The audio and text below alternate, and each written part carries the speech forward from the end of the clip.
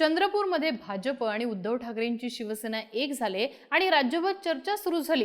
त्याचं कारण सुद्धा तितकंच महत्त्वाचं आहे। एकतर नगरपालिकेच्या निमित्तानं भाजपनं एमआयएमचा पाठिंबा घेतला होता, तेव्हा देवेंद्र फडणवीसांनी अशा प्रकारची युती होणार नाही हे स्पष्ट केलं होतं। अंबरनाथमध्ये काँग्रेसच्या नगरसेवकांनी भाजपला पाठिंबा दिल्यानंतर तिथं सुद्धा काँग्रेसने आपल्या नगरसेवकांना चक्क बाहेरचा रस्ता दाखवला होता। दुसरीकडे केडीएम महापालिकेच्या निमित्तानं मनसेच्या नगरसेवकांनी जेव्हा एकनाथ शिंदेंच्या शिवसेनेला पाठिंबा दिला, त्यावरती राज ठाकरेंनी लवचिक राजकारणाचा आधार घेतल्याचं बोललं गेलं। त्याचवेळी संजय राऊतांनी मात्र मोठी आगपाकड केली होती। अशा प्रकारचं राजकारण कदापि मान्य होणार नाही असं त्यांचं वक्तव्य होतं। यापूर्वी एमआयएमच्या युतीवरनं संजय राऊतांना प्रश्न विचारण्यात आला, तेव्हा ते म्हणाले होते की भाजप कामाठीपुऱ्यात उभा आहे। आज मात्र उद्धव ठाकरे भाजप सोबत गेलेत। म्हणायला स्थानिक युती, स्थानिक समीकरणं म्हणून ठाकरेंचे नेते वेळ मारून नेत आहेत, पण भाजपच्या वरिष्ठ नेत्यांना आणि ठाकरेंच्या वरिष्ठ नेत्यांना सांगून त्यांची परवानगी घेऊनच ही युती झाल्याचं बोललं जाते। अर्थात ही युती म्हणजे ठाकरेंची शिवसेना आणि भाजप यांच्या एकत्र येण्याचे संकेत आहेत का? दोन्ही पक्ष आगामी काळात एकत्र येतील का? या राजकारणाच्या दिशेने टाकलेलं हे पहिलं पाऊल आहे का? पाहूयात आजच्या व्हिडिओतनं। नमस्कार, मी आरती आणि तुम्ही बघताय बोल व्हिडिओ। मुळात चंद्रपूरमध्ये झालेली भाजप आणि ठाकरेंच्या शिवसेनेची युती ही उद्धव ठाकरेंच्या सहमतीने झालेली आहे का? कारण पक्ष शिस्तभंगाची कारवाई करणार आहे अशा बातम्या सुद्धा यायला सुरुवात झाली आहे। पण आज सकाळपासूनच ठाकरे गटाचे नगरसेवक भाजपला पाठिंबा देतील असं बोललं जात होतं। यापूर्वी सुद्धा भाजपनं ठाकरे गटाच्या नगरसेवकांना तसा प्रस्ताव दिल्याचं बोललं गेलं होतं। त्यामुळे असा पाठिंबा भाजपला देऊ नये, भाजपचा महापौर होऊ नये म्हणून ठाकरे गटाच्या नेत्यांनी नेमकं काय केलं हा प्रश्न आहे। चंद्रपूर सारखी महानगरपालिका, विदर्भातली मोठी महानगरपालिका, मग ठाकरे गटाचे कोणते प्रमुख नेते या नगरसेवकांना भेटले? आपला गट बांधून ठेवण्याचे प्रयत्न केले का? या प्रश्नांची उत्तरं मिळत नाही। थोडक्यात पक्ष शिस्त आणि शिस्तभंग होणारच होता आणि याची जाणीव ठाकरेंसहित प्रमुख नेत्यांना होती। त्यामुळे महापौर पदाच्या निवडीपूर्वी कारवाई करणं, तसा दबाव निर्माण करणं या गोष्टी न करता ठाकरेंनी फ्री हँड दिला का हा प्रश्न उपस्थित होतो। पर्यायानं उद्धव ठाकरेंची या सगळ्याला सहमती होती असंच म्हणावं लागतं। अन्यथा काहीही करून ठाकरेंनी ही संभाव्य युती रोखली असती। ठाकरेंची मुकसंमती होती असं धरलं तर पुढचा मुद्दा उपस्थित होतो, तो म्हणजे आता भाजप आणि ठाकरे यांचं मनोमिलन होण्याच्या दिशेने तशी पावलं टाकली जात आहेत का? तसं राजकारण घडताना दिसतंय का? आणि यासाठीच भाजपला खरंच उद्धव ठाकरेंची गरज आहे का या प्रश्नाचं उत्तर आपल्याला शोधावं लागतं। खरं तर भाजपला ठाकरेंची गरजच नाहीये असं म्हणता येत नाही आणि त्याची काही प्रमुख कारण आहेत, ज्यामुळे भाजपला ठाकरेंची गरज आजही आहे असं म्हणावं लागतं। आणि त्यातलं पहिलं कारण सांगता येतं ते म्हणजे एकनाथ शिंदे यांचं मर्यादेबाहेर ताकदवान होणं। एकनाथ शिंदेंना मर्यादित करण्यासाठीच भाजपने एमएमआर रिजनमध्ये सापळा लावला होता। ठाणे, कल्याण, डोंबिवली इतक्या पुरतं मर्यादित करताना शिंदेंना अधिकची हालचाल करता येणार नाही यासाठी भाजपने चक्रव्यूह आखलं होतं। पण निकालानंतर मात्र एकनाथ शिंदे मर्यादितच राहिले असं म्हणता येत नाही। शिंदेंनी नवी मुंबईत लढत दिलीच, पण ठाण्यासहित इतर ठिकाणी सुद्धा ते तुल्यबळ ठरले। नगरपालिका, महापालिका ते झडपी अशा प्रत्येक ठिकाणी एकनाथ शिंदे रसद घेऊन पोहोचताना दिसतात आणि भाजप सोबत दोन हात करताना दिसतात। पर्यायानं आज कुठे दुसऱ्या तर कुठे तिसऱ्या क्रमांकावर शिंदेंची शिवसेना आहे।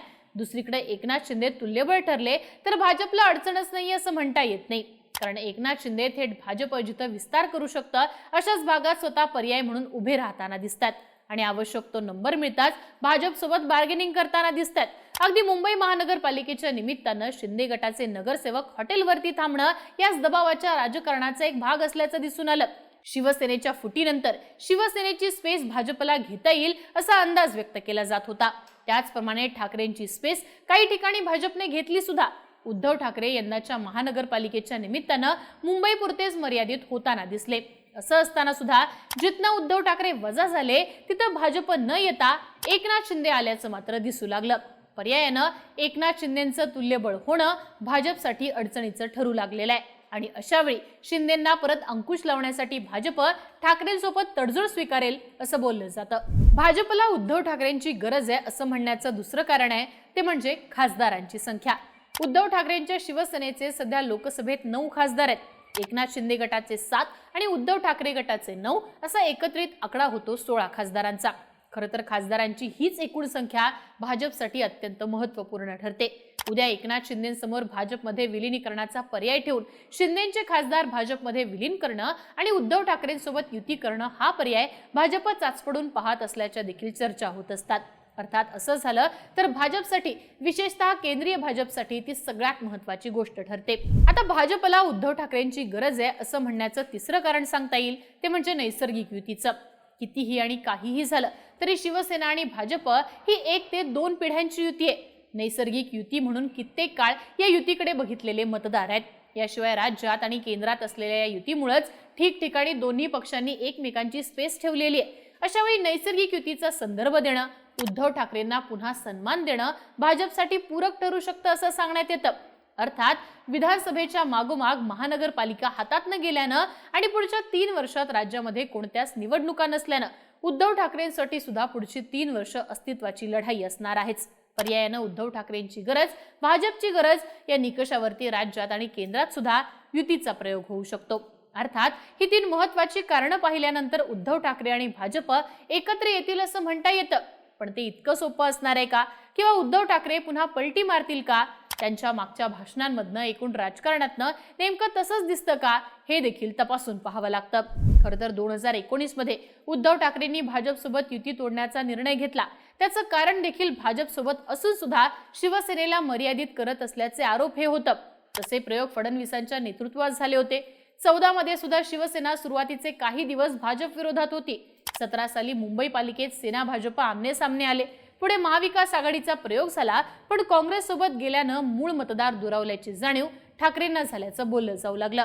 त्यातूनच कुठेतरी भाजप सोबत पुन्हा जुळून घेण्याच्या तयारीला उद्धव ठाकरे लागले होते. पण शिंदेंचा प्रयोग झाला आणि ही चर्चा कायमची संपुष्टात आली. लोकसभेत मात्र भाजपचं हिंदुत्व हे शेंडी जाणव्याचं हिंदुत्व म्हणत ठाकरेंनी संघ आणि भाजपच्या हिंदुत्वावर टीका करत हिंदुत्वासोबत पुरोगामित्वाची वोट बँक जवळ केली. मुस्लिम आणि दलित मतदार जोडून घेण्यात ठाकरेंना यश आलेलं दिसलं. त्यानंतर महाराष्ट्र धर्माच्या नावानं मराठी मतांचा प्रयोग झाला आणि भाजप विरोधातली स्पेस सुद्धा आपल्याला मिळू शकते याची जाणीव उद्धव ठाकरेंना झाली. अर्थात आजचं राजकारण पाहिलं तर ठाकरे हे भाजप सोबत गेले तर कोर असा मतदारच त्यांच्या हाती लागू शकत नाही असं दिसतं. भाजप विरोधाची जी काही स्पेस ठाकरे घेऊ पाहतायत किंवा त्यांच्याकडे भाजप विरोधाच्या राजकारणाची जी स्पेस आलेली आहे ती सुद्धा यामुळे दुरावू शकते.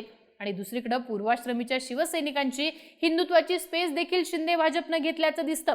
पर्यायानं आता जर भाजप सोबत गेले तर राजकीय आत्महत्या ही ठाकरेंची होऊ शकते याची जाणीव ठाकरेंना असं म्हणता येतं. या उलट मुंबई महानगरपालिका, लोकसभा अशा ठिकाणी ठाकरेंना किमान राजकीय अस्तित्व टिकून ठेवण्यासाठी जितकं संख्याबळ आवश्यक आहे तितकं असल्याचं दिसतं. पर्यायाने विरोधात राहूनच पवार गटाची स्पेस, काँग्रेसची स्पेस ठाकरे मिळवू शकतात. उद्धव ठाकरे याच दिशेने जात आहेत असं म्हणण्याचं कारण म्हणजे महानगरपालिकेचा निकाल लागला.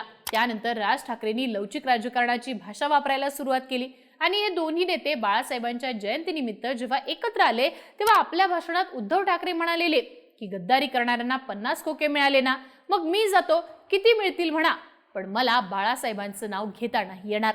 मी नालायक म्हणून या पिढीमध्ये, या घराण्यामध्ये जन्माला आलोय, हा शिक्का माझ्या कपाळावरती मी कधी लागू देणार नाही.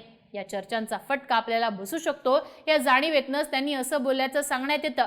याशिवाय उद्धव आणि राज ज्याप्रमाणे राष्ट्रीय स्वयंसेवक संघावरती टीका करतायत ते पाहता ठाकरे हे भाजप सोबत एकत्र येण्याची शक्यता कधीच संपुष्टात आली आहे असंच म्हणावं लागतं.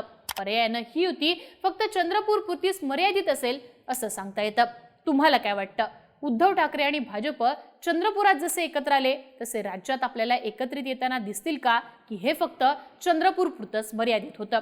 याबद्दलची तुमची मतं आणि प्रतिक्रिया कमेंट बॉक्समध्ये लिहून कळवा आणि अशाच राजकीय घडामोडी पाहण्यासाठी बोलबिलूला सबस्क्राईब करा.